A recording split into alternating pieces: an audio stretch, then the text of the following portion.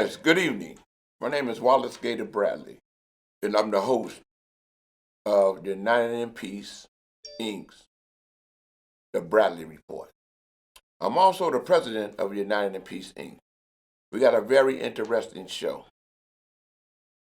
The violence that's been happening in Chicago with more mass shootings of African Americans by African Americans.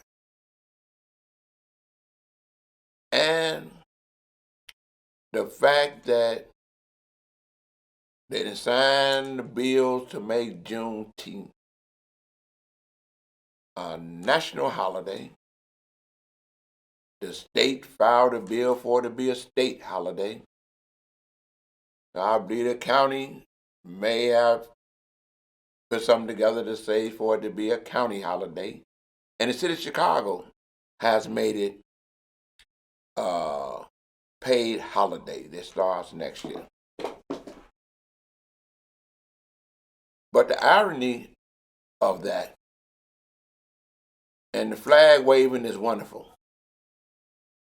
The paid holiday is wonderful, finally. But people have concerns that with all that happening in the land of Lincoln, with the emancipation or the proclamation of the emancipation, the thing still remains African Americans, because of systemic racism, is not getting a fair share and contracts, and now the mayor, like other mayors across the country, are saying that systemic racism interfere with the health and the well-being of African Americans. And across the state, the mayors are saying that they're against systemic racism.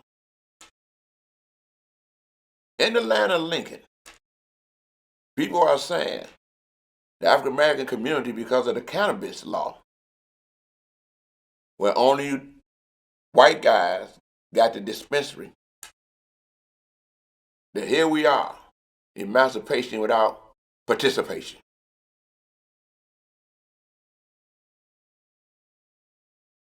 And I'm of the opinion, from what I'm seeing, from what I'm reading, and what I'm hearing, that the law department in the city of Chicago is engaging in systemic racism when it comes to righteous settlements for the well-being, not just of the victims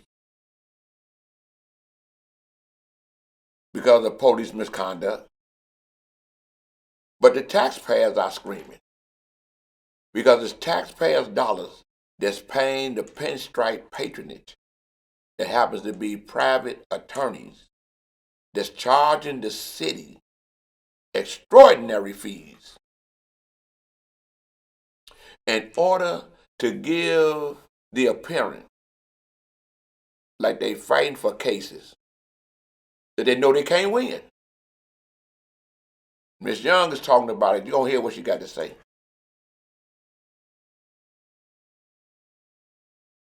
How can it be on a camera that this African-American woman, the police raid her house, the wrong house, with no warrant, had her standing up naked, no clothes on, naked. Video come out and show it. All this happened up under Rahm Emanuel's watch.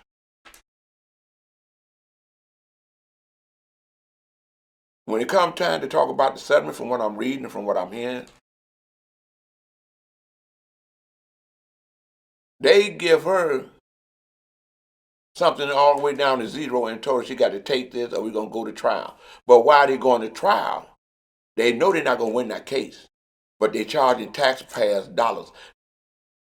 That's like a crime, a fraud to me. No, you can't win the case. We're going to talk about the Mark Maxson case. Individual that was wrongfully convicted because of a murder of a child that he didn't commit. No evidence. The only evidence was a tortured confession.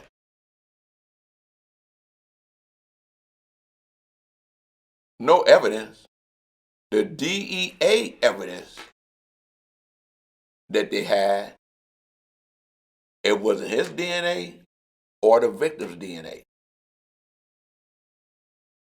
But 20-something years later, because his attorney, Elliot Zinger, asked the court, and the court gave him permission to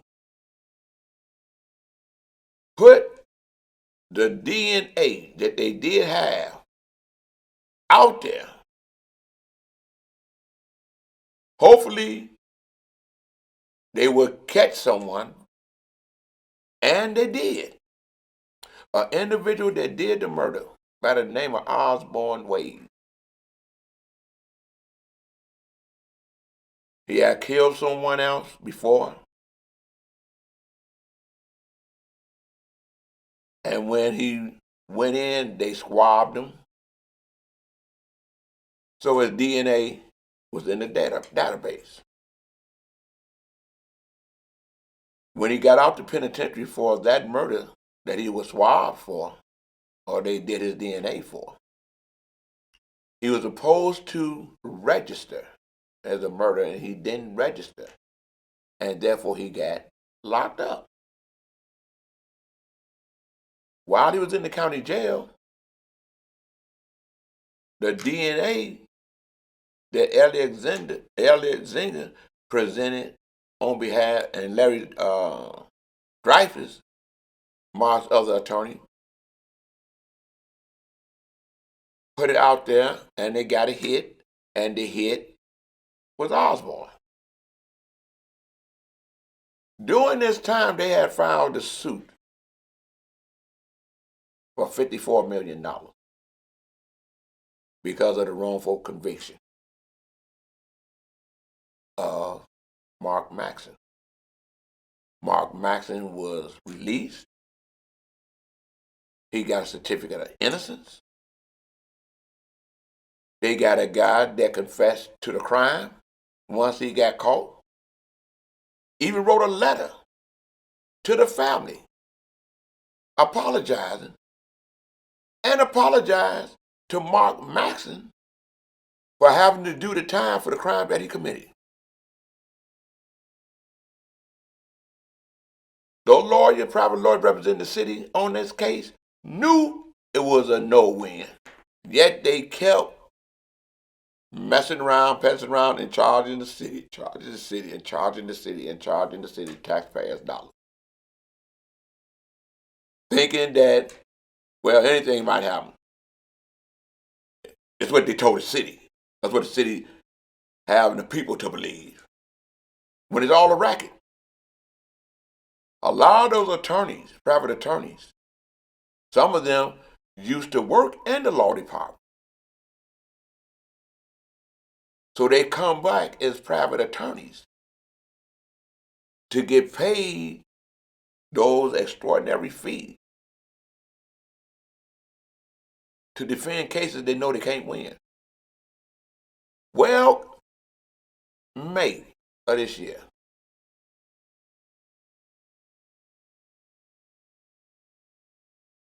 Osborne, he did a plea deal.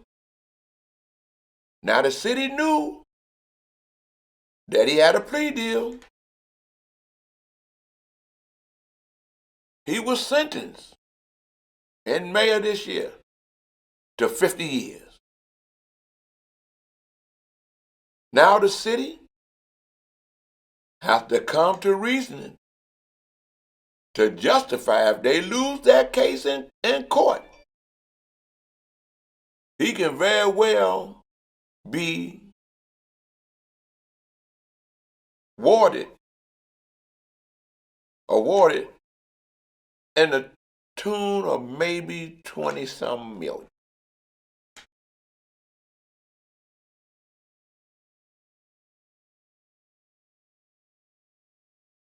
That was put into play, this suit and all that, before Mayor Lightfoot, Lori, became the mayor.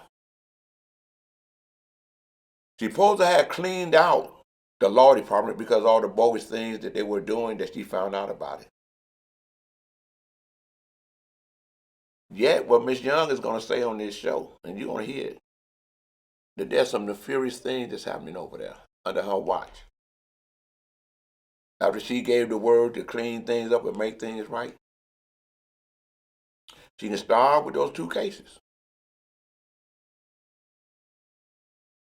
Stop paying the pinstripe patronage, which is private attorneys that's robbing the city blind.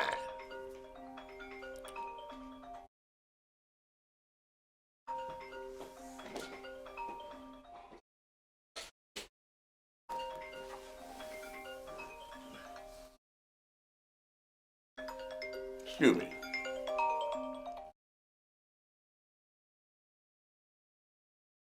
That's robbing the city blind.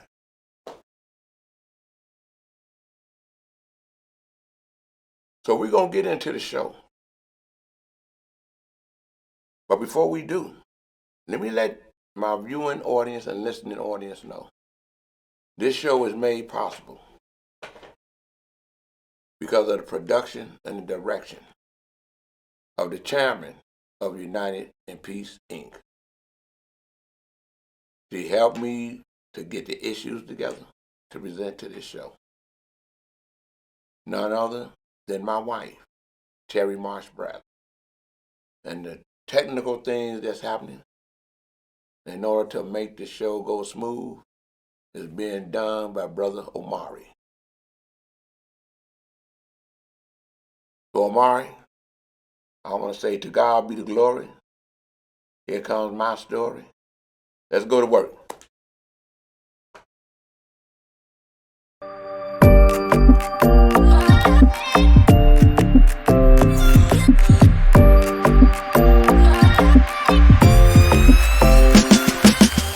If you pick up that gun and you fire that gun, anyone that get harmed from you firing that gun, that's an innocent bystander.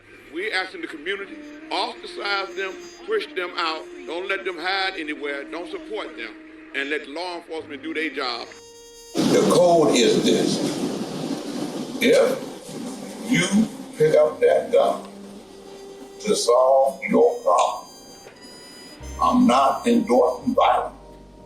I'm saying you're violating the code if you discharge that weapon and innocent people get shot or killed, especially a child or an elderly person. And the community must uphold that code. He got his shoe shined. The reason that it worked in the 90s, because everyone was a part of it. Kids, women, elderly, was off limits. You didn't touch him. Didn't touch them. By ostracizing from the community, pushing you out of the community, not supporting you in the community, or protecting you in the community, so that law enforcement can do their job by apprehending, and the Cook County State's Attorney can do her job by making sure that you get a fair prosecution. This is so that there's no retaliation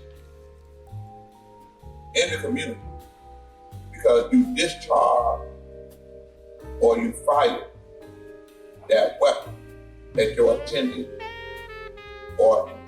target. We all got to come together.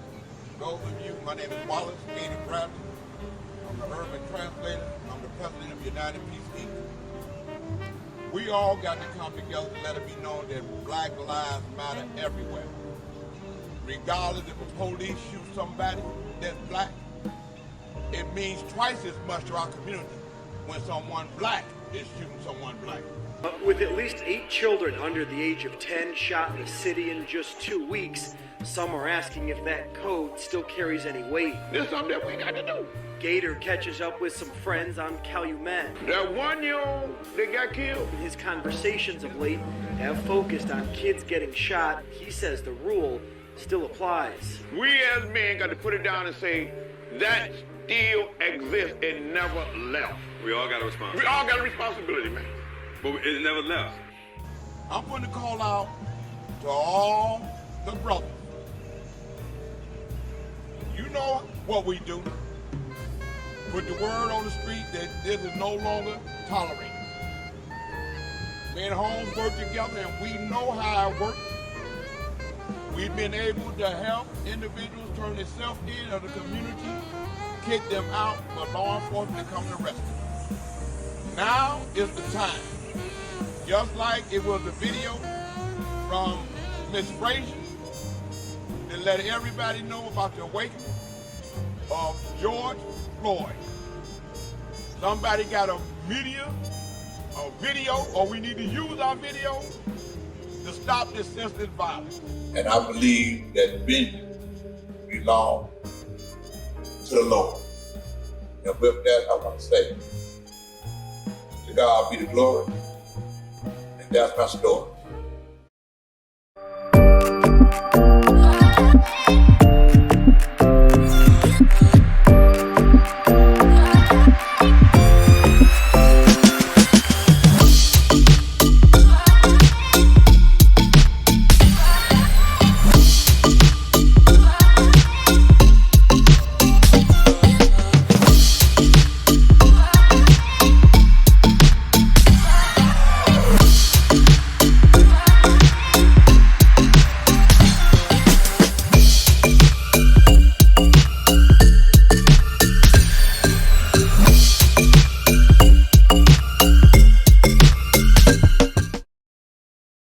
You know,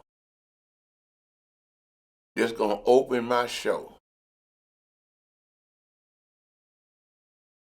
every time I have one show. Where I was standing when I did this on Calumet, 75th and Calumet, a week ago, 10 people got shot on the next block. One of them died. Mass shooting. Then in Inglewood, 8 people got shot. 4 of them died. Mass shootings of African Americans by other African Americans. I believe that they're going to use the technology that they're using to catch those individuals that attack the Capitol.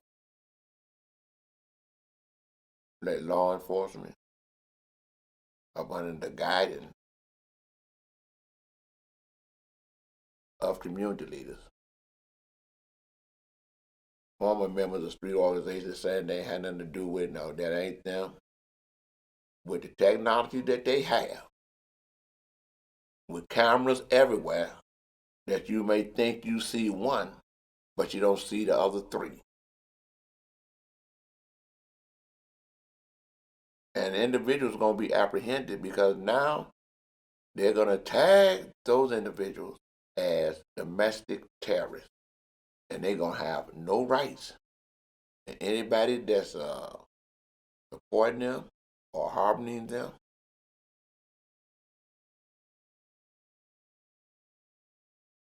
not going to have no rights. They're going to do what they got to do to tone down this violence. And you know, if they go at white people like they're going at them because of what they did January 6th, the Capitol, that's something that all of us know as a people. They lock up black folks by the pound. And the community is fed up. They tired of this senseless violence. They're tired of these children getting killed. They can't go shopping. Can't have a funeral. Can't have a repast. Can't have a family reunion. Can't even just assemble to celebrate without violence coming to our community. The Mayor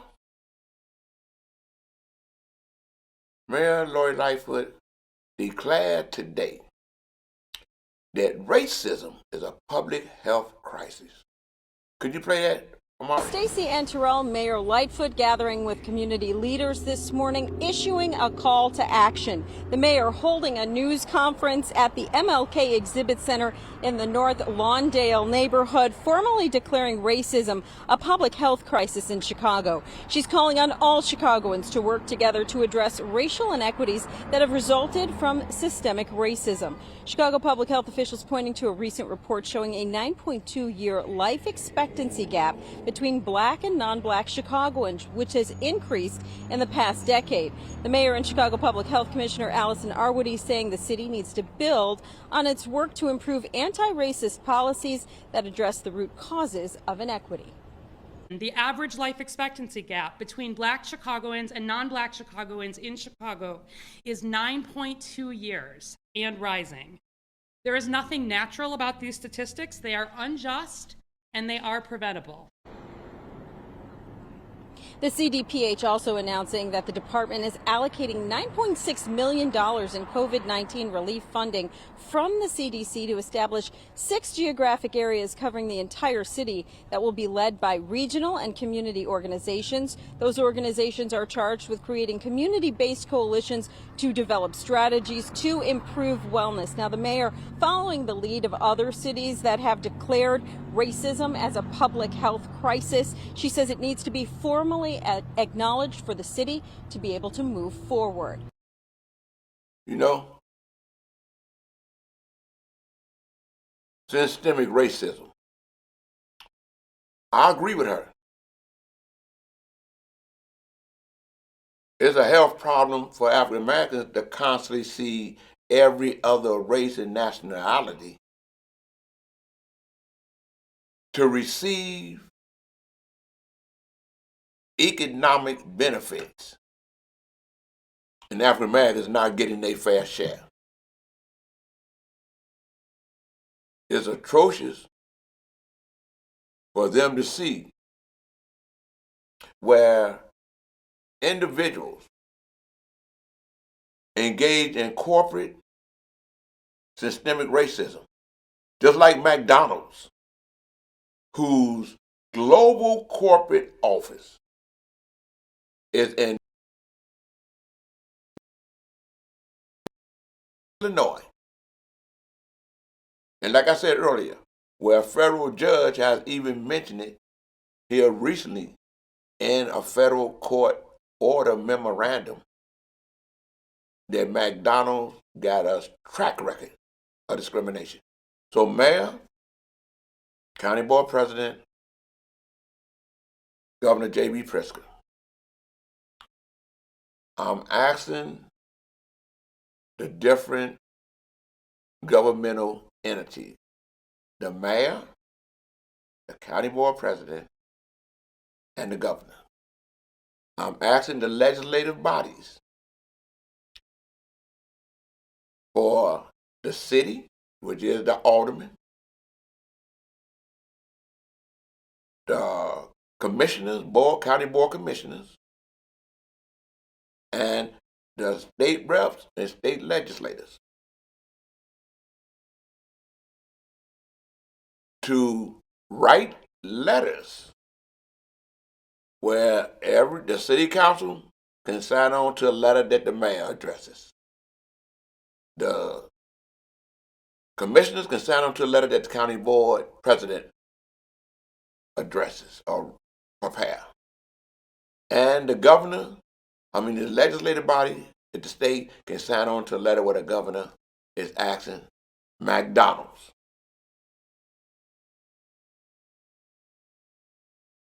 as well as do resolutions saying that they are against corporate systemic racism by corporations, inclusive and especially McDonald's,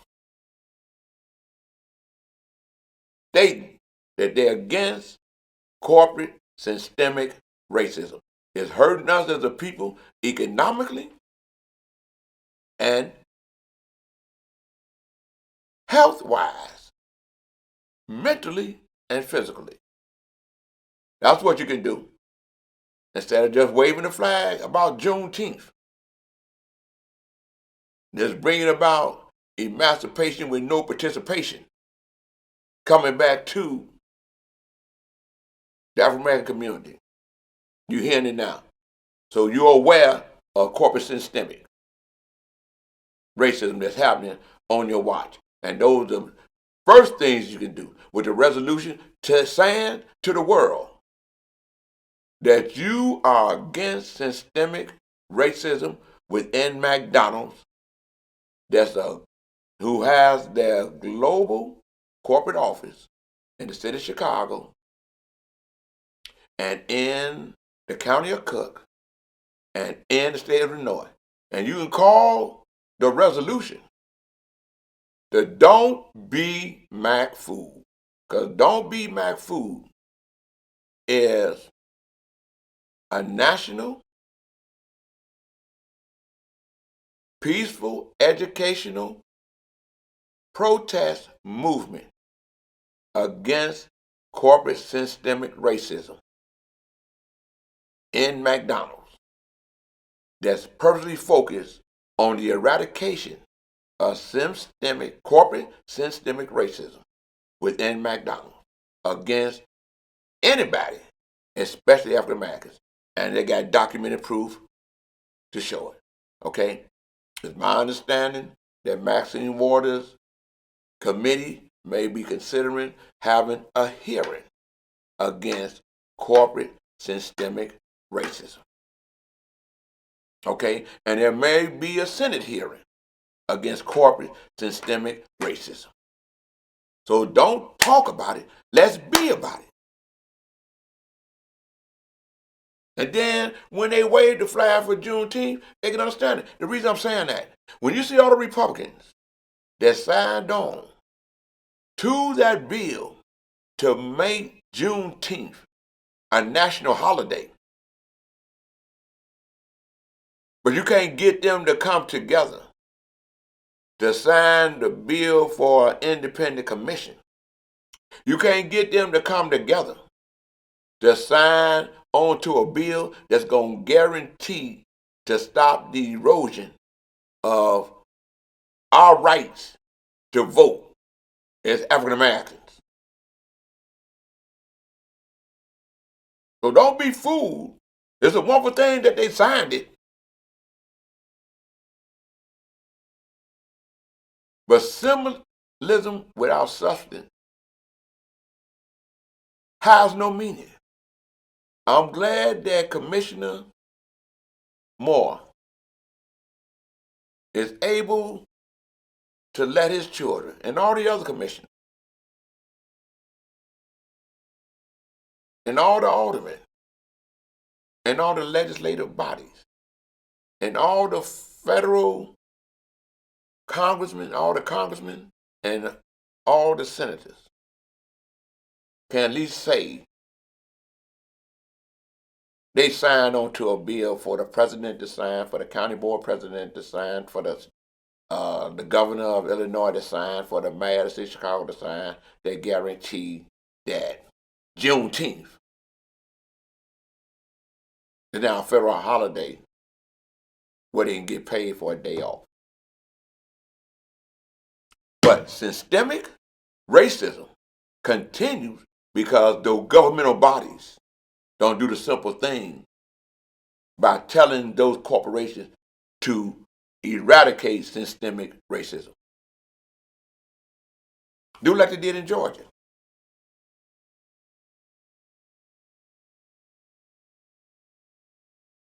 The next piece that I want to bring to your attention is Brother Mari. It's talking about the inmate that was freed after 25 years in prison. I spoke about it earlier. This is brother. Yeah, play that. Thank you, son. In the middle, Mom. There you go. All right, you ready? I Can guess. you squeeze in a little bit more? Thank you. That's the best feeling that I can have, because my mother was there. The only, my stable. My mother's my stability. Helps me, keeps my head clear. Conscious, stay focused. Foundation. This is what's happening. I was good parents. I come from a good place, so that's why I was able to maintain it, do the time that I. We've been looking for this to come for a while now. But Sunday when I was at church, I said I wasn't taking no more baggage home. All of my members, they know. I mean, I just left everything at the altar Sunday. When I walked out, I just said, hey, glory be to God. Yeah. It is. It is what it is. We got a long ways to go. And I just hope we look back now and fix this thing. Something is broken somewhere. That was in 2016. Hit the next story, Amari.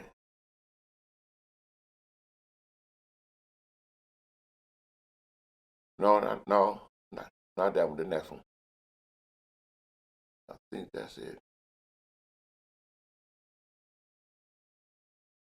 His lawyers filed a suit for $54 million.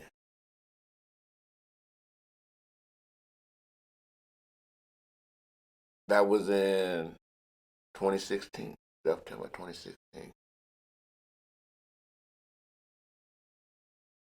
Because of the harm that they had did to him. The city never came back with an offer. Then when they came, it was like zero, knowing full well that they couldn't win the case. Okay? Knowing full well that the individual that did the murder had confessed. Did a video confession. That's cool. Did a video confession.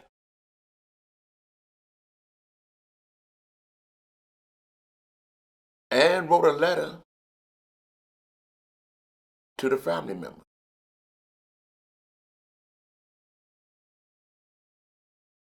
And apologized to Mark Maxson for what he did. That was before he pled guilty. Me being a taxpayer,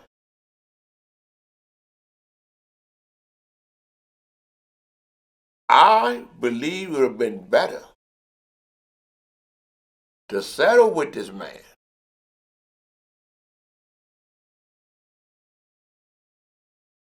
knowing that he had a certificate of innocence, knowing that they had someone who did the murder and it wasn't him. We could have settled for maybe 3, maybe 4 million.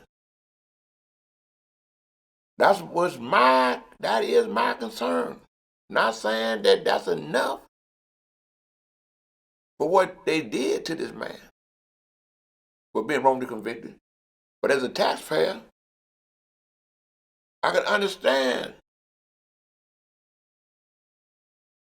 the city saying we had to settle for this because if we go to trial, it's going to cost more. Well, now here we are, because the city didn't settle with him. If we go to trial, it's definitely going to cost taxpayers a lot of money. Regardless how much the city insurance pay for it, it's going to cost taxpayers a lot of money. Because I think, Brother Kahari, could you pull the story up right quick before I close out with the guy that got 50 years?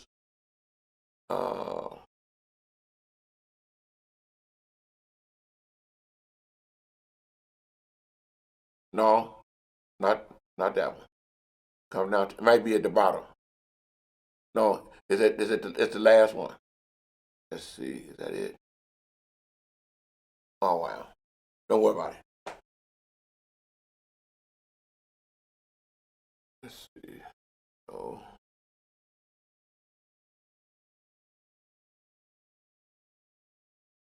No, don't worry about it. The guy in May, he got found.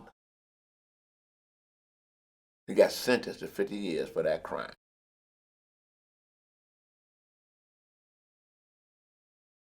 So I'm quite sure they got to go to the federal court to give a status on where it's at now, because the status that they was normally getting was that they couldn't make a decision. We got to have discoveries and all this type of stuff because we don't know if Osborne, who has confessed, is going to be found guilty if we have a trial. We don't think he's going to plead guilty to the crime. He ain't going to take no plea. They're using them taxes to keep charging taxpayers dollars. The dollars that you pay them lawyers, that pinstripe patronage, is millions of dollars. Don't have nothing to do with the settlement dollars that the city got to pay those that sue them. With all the settlement, all the money that's been paid to those lawyers, and the money that's been paid out to victims because of police misconduct, it's almost $1 billion. Not a million, almost $1 billion. Think I'm lying? Do it for you. I did it. Almost $1 billion. So, Mayor, I'm asking you, I know you're probably doing it now. It ain't like me telling you to do it. You know what I mean? I don't want people to think I'm telling the mayor what to do. She's a grown woman. She's a mayor. The people elected her to be about leadership and the well-being of the city of Chicago, especially not misusing or letting taxpayers' dollars be misused.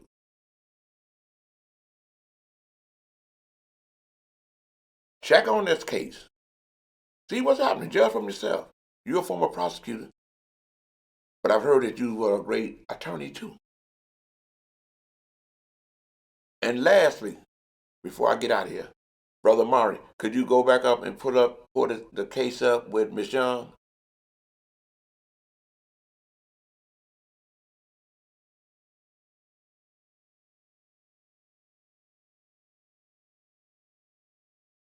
No, go up. Go straight up. It's the first story, I believe.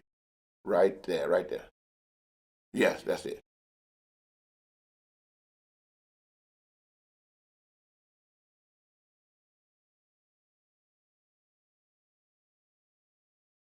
You know, it's a story where Miss Young had a press conference yesterday. Hope we can pull this up.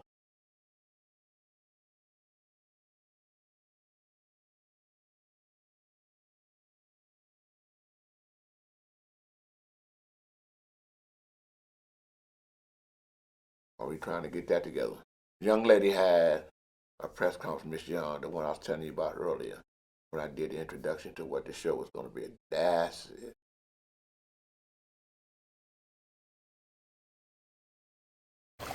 Resort.Life. Poolside yoga. Okay, coming up now. Okay. Of a high-profile raid that prompted the mayor to publicly apologize and then even issue an executive order to put restrictions on future police raids. But now Young says the city has turned its back on her as it moves to get her case thrown out of court. I absolutely feel betrayed by the mayor. 6 months after Anjanette Young personally met with Mayor Lori Lightfoot to accept her apology for the botched police raid on Young's apartment in 2019, she and her attorney calling out Lightfoot and the city law department. The city's legal department and the mayor continues to be reckless in the way that they handle this case. In an April 2020 email provided by Young's attorney, the city rejected Young's blacked-out settlement demand and then counteroffered with $0. Late last month, a mediator got involved in the case. We did have a mediation. And do you know that the biggest number that they came up with was less than half of the largest settlement they've paid out for a very similar case? The city settled that previous case for $2.5 million. The law department issuing a statement today saying, "We were hopeful that a robust discussion moderated by an experienced former federal judge would lead to a fair and judicious outcome, one that would have fairly addressed Ms. Young's traumatic experience, but also fair to the taxpayers." The city adding that after Young's attorney rejected their offer, they were left with no choice but to take the case to court.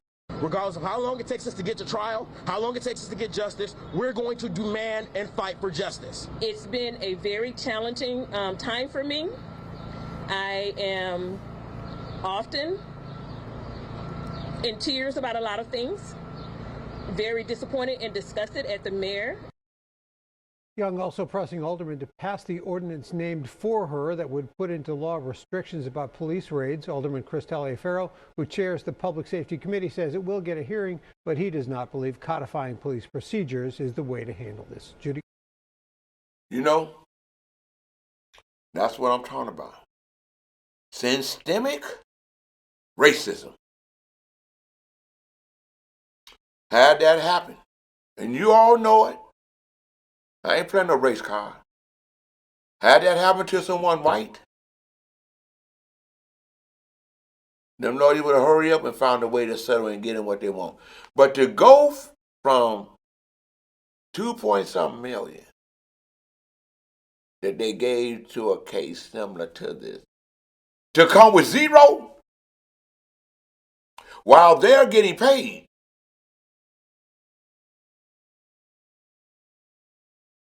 To come with zero. How do you gonna win that case? You seeing it? You the public. If they ask for a jury, some of y'all will end up on the jury because you're a registered voter. How do you gonna win that case?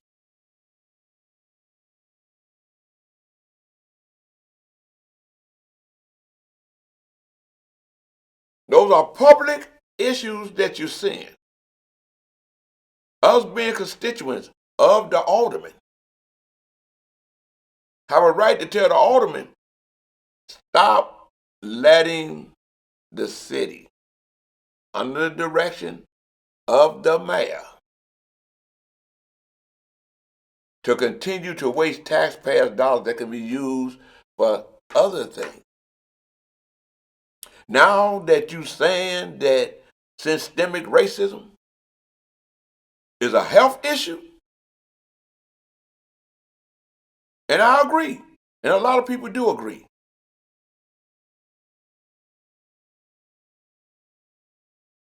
Some people may be saying, Dr. Mayor Lori Lightfoot is correct. And she is. She's not a doctor, but she's correct. And there's things that can be done. We saw how Laquan McDonald sued. $5 million before it would even filed in the court. We saw how the elected officials weren't fully briefed on what was happening, but they signed on to it because they was doing that to a lot of settlements in order to save taxpayers' dollars. People, you can use these two cases as an example, but other cases going to come down the pipe. Look at it. Elected officials, y'all got it right. It's called fiduciary responsibility. You vote on the budget. You be informed by the finance committee. I know because I spoke before the finance committee and the budget committees when Ron was the mayor.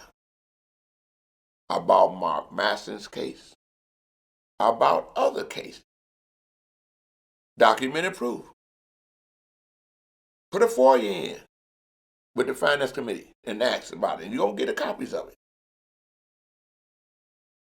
The transcripts. African American alderman. That was African American woman. Mayor was African American woman. The way they treated her,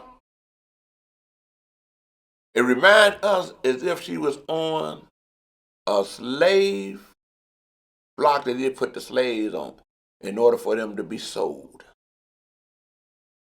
Open your mouth. Take your clothes off. Let me see what you look like.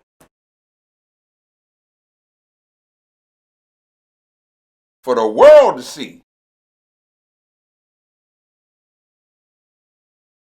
There's a vicious attack on African Americans because of African American leadership, in my opinion and in the opinion of others, of not standing up to make sure things are done right. I applaud the gays and lesbians and transgenders and bisexuals, all of them together stand up and their concerns get addressed. But everybody got a problem when blacks stand up for our issues to get addressed. And the ones that's really putting the strings hide their hands because they have black elected officials up there as a black drop.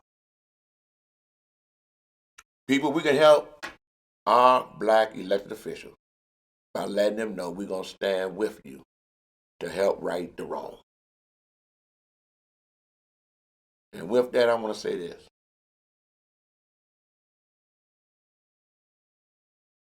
National movement called Don't Be Mac Fool. And the movement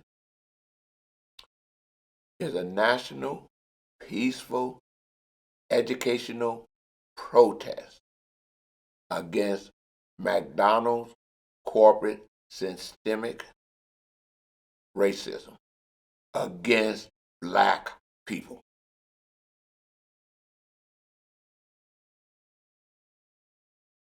Hurting them economically. And now we're hearing from the mayor in other cities that systemic racism is affecting African Americans' health and well-being. And with that, I want to say happy Father's Day. Happy Juneteenth.